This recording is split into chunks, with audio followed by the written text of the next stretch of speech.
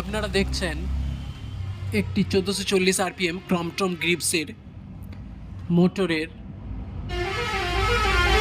বিয়ারিংটা change করছি এবং এর ক্লাচের প্রবলেম রয়েছে।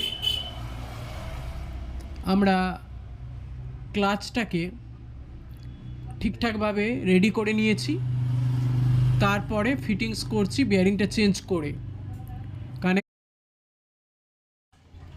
কানেকশন দিচ্ছি।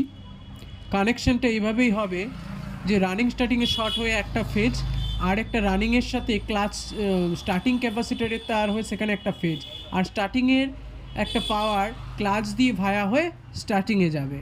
এইভাবেই কানেকশন করা হয় ক্লাচ কানেকশন। আপনারা দেখলে অবশ্যই বুঝতে পারবেন। এবং ক্লাচ কানেকশনটা ঠিকঠাক হয়ে গেলে মোটর একবারে স্টার্টে উঠে যাবে, লোড নেবে, কোনো প্রবলেম হবে না।